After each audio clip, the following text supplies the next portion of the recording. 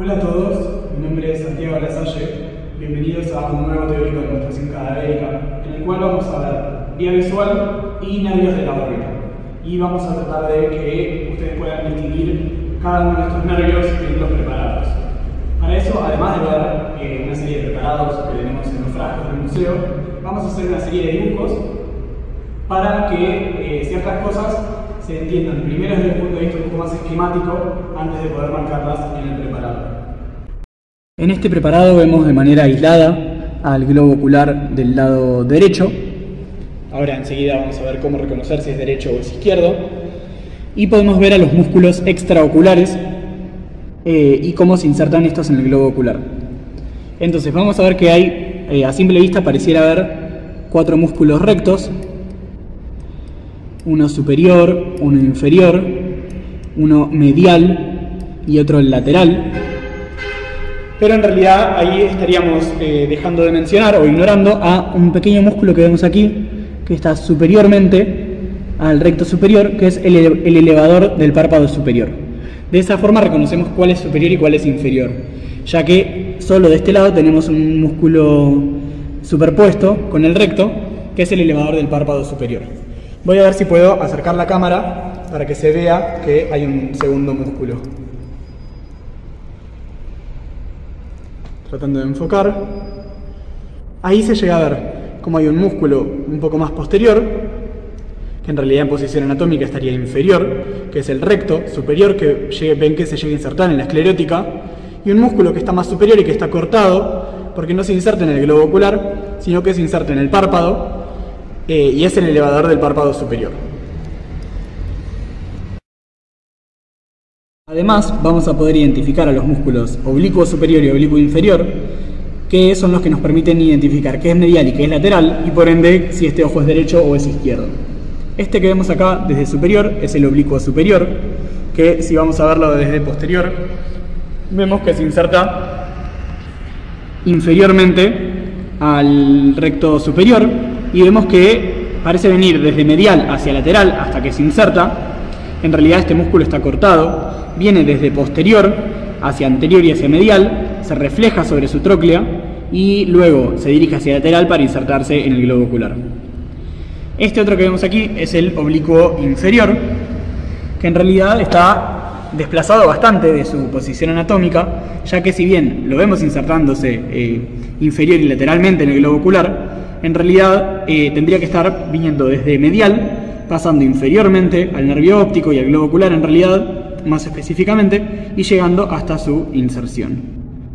Sí lo podemos reconocer también fácilmente porque está inervado por este nervio que vemos aquí, que es el ramo inferior del nervio oculomotor. Eso sería otro reparo anatómico para identificar.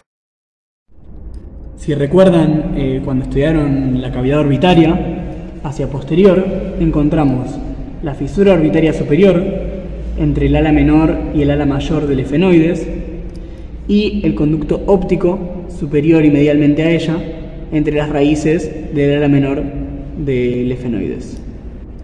Entonces, lo que vamos a ver es que los músculos rectos del globo ocular se van a insertar posteriormente mediante un anillo tendinoso común, conocido como anillo de Zinn o anillo de Valsalva, más correctamente, ya que fue el primero en describirlo, que va a estar insertándose en el tubérculo infraóptico y va a formar una especie de anillo que rodea al conducto óptico y a la parte más medial de la fisura orbitaria superior. Desde ahí los músculos rectos superior, inferior, medial y lateral van a diverger hacia anterior y van a formar una especie de cono muscular dentro de el cual se van a distribuir muchos de los nervios y arterias y venas de la cavidad orbitaria, mientras que otros van a pasar por fuera de este cono muscular. Para pasar por fuera, los elementos que lo hagan van a tener que ingresar a la órbita por la fisura orbitaria superior, pero lateralmente al anillo de Zinn, o por la fisura orbitaria inferior.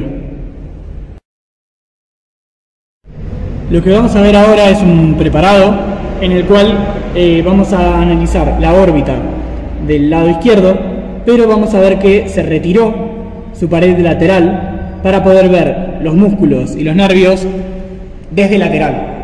Entonces vamos a ver desde el anillo de Zinn, que es lo más posterior, hasta el globo ocular, cómo se disponen estos músculos y estos nervios. Y vamos a tratar de distinguir cada uno de ellos. Ahora sí, entonces vemos el cráneo visto desde lateral, pero vemos que se rebatió la pared lateral de la órbita del lado izquierdo. Entonces vemos la órbita desde anterior, vemos que no tiene ni techo ni pared lateral y que entonces podemos ver los contenidos desde lateral sin que nos lo impida la pared ósea. Podemos ver cómo tenemos hacia anterior el globo ocular y cómo desde posterior llegan los músculos recto superior, recto lateral, que acá está cortado y rebatido hacia posterior, y recto inferior. El recto medial no lo vemos porque nos lo está tapando esto que es el nervio óptico, pero estaría igual que estos rectos, solo que hacia medial. Y vemos al elevador del párpado superior, que como vemos es paralelo y superior al recto superior del ojo.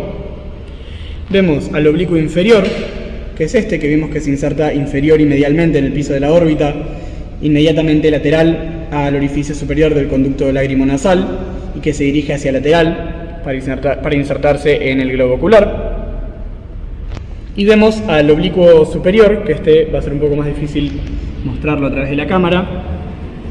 Vemos que es este, que viene hacia anterior y hacia medial, y que luego se refleja y se inserta en el globo ocular yendo de medial hacia lateral. Entonces, si se ubicaron con los músculos, vamos a empezar a identificar nervios que pasen por dentro del anillo de Zinn y nervios que pasen por fuera. Para no acordarse esto de memoria, qué pasa por dentro y qué pasa por fuera, piensen que los músculos rectos, superior, medial, lateral e inferior, se insertan en el anillo de Zinn y divergen hacia anterior como si fuera un cono. Entonces, un nervio que esté por dentro de ese cono tiene que haber pasado por el anillo de Zinn. Y los nervios que estén por fuera de ese cono muscular van a haber pasado por fuera. Los que vemos acá que pasan por dentro son el nervio óptico, que no está pintado, que pasa por el conducto óptico, es decir, por dentro del anillo de Zinn, y va a dirigirse al globo ocular y lo va a penetrar cerca del polo posterior del ojo. Así no es exactamente en el polo posterior del ojo, pero muy cerca de este, un poquito hacia medial y un poquito hacia superior. Los otros nervios, que están todos pintados de amarillo, son el abducens, que lo vemos acá, inervando al músculo recto lateral. Como el músculo está rebatido, también lo está el nervio, que está pegado a la cara medial de este músculo. Vemos también a los ramos superior e inferior del oculomotor, que esto es muy fácil de confundírselo. Fíjense, el ramo superior del oculomotor es ese que vemos ahí, pegado a la cara inferior del músculo recto superior, ¿sí? Al que va a inervar. Va a dar un ramito también para el elevador del párpado superior, que en este preparado no se llega a ver, pero fíjense, es ese que vemos ahí bien pegado a la cara inferior del músculo.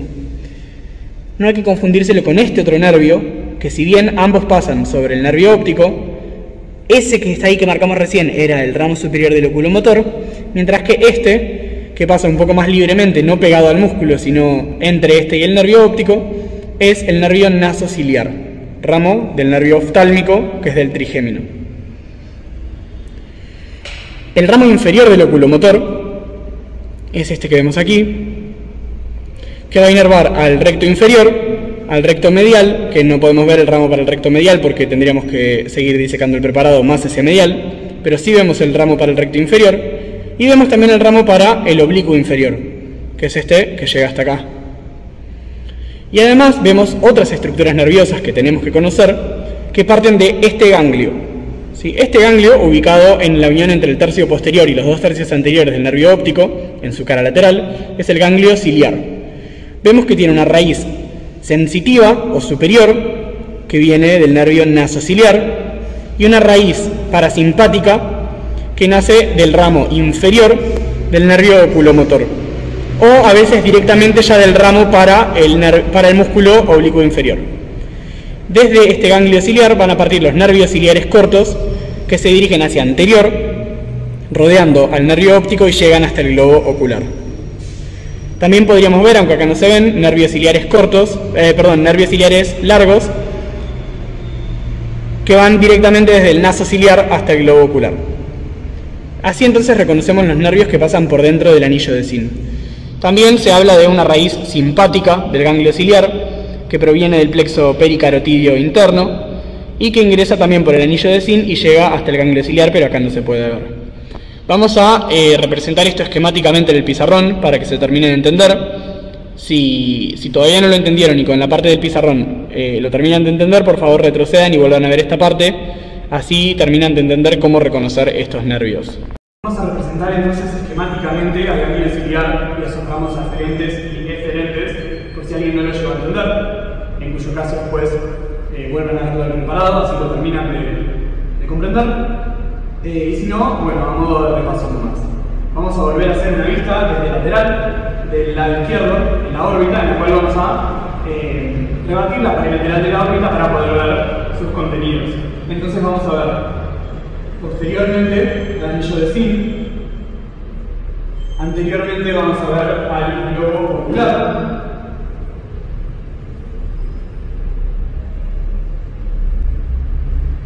del cual se desprende el nervio óptico hacia el posterior.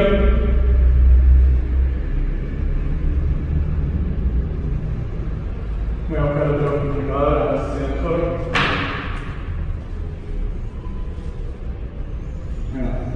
Tenemos el nervio óptico hacia el posterior.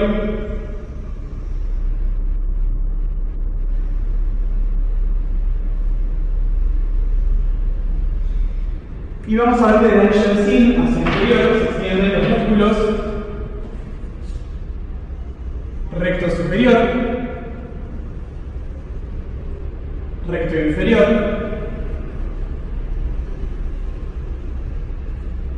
el recto medial va a estar medialmente al nervio óptico, por eso lo voy a representar, y al recto lateral lo dibujamos rebatido hacia lateral, como en el preparado, para poder ver los contenidos de este cono muscular, es decir, lo corrimos hacia lateral y hacia el posterior. Y vamos a ver también el músculo elevador del párpado superior, que pasa superiormente al recto superior, y más medialmente sería también el oblicuo superior. Al oblicuo inferior lo vamos a dibujar llegando desde medial. Bueno, teniendo entonces estos músculos como referencia, vamos a dibujar los nervios que vimos diciendo. En la cara medial del músculo recto lateral tenemos al nervio abducens, que se pega a esta cara y que lo inerva. Tenemos al nervio nasociliar, que pasa primero lateral y luego superior y medial al nervio óptico, y pasa entre el nervio óptico y el músculo recto superior, como también lo hace el ramo superior del nervio oculomotor. Para distinguirlos, prestamos atención a eso mismo que dijimos en el preparado, que es que mientras que el nervio nasociliar va un poco más libre y rodeando al nervio óptico a medida que pasa superior y luego hacia medial, el ramo superior del oculomotor apenas entra a la órbita queda pegado a la cara inferior del recto superior y da un ramito que en el preparado no lo llegamos a ver, pero que sabemos que lo da para el elevador del párpado superior. El ramo inferior del nervio oculomotor pasa inferior al nervio óptico y da un ramo para el recto inferior, un ramo para el recto medial, acá no lo vemos porque el músculo estaría más medial que el nervio óptico, en el dibujo no me estaría tapando el nervio, y un ramo que se dirige hacia el anterior para el músculo oblicuo inferior. Y dijimos que en la cara lateral del nervio óptico, en la unión de su tercio posterior con sus dos tercios anteriores, encontramos al ganglio ciliar como relación lateral del nervio óptico, y que tiene una raíz sensitiva por parte del nasociliar, una raíz parasimpática por parte del ramo inferior del oculomotor y una raíz simpática que viene hilada, que es del plexo pericarotidio. Y del ganglio ciliar nacen los nervios ciliares cortos que siguen al nervio óptico hasta llegar al globo ocular. Y hay que distinguirlo de los nervios ciliares largos que nacen directamente desde el nervio nasociliar y también llegan hasta el nervio óptico. Para distinguir los largos de los cortos, tenemos que ver cuál es su origen. Entonces, si esto se entendió, sigamos. Si no se entendió, vuelvan a ver la parte del preparado entonces y terminen de integrarlo. Y ahí seguimos con lo que queda de la demostración.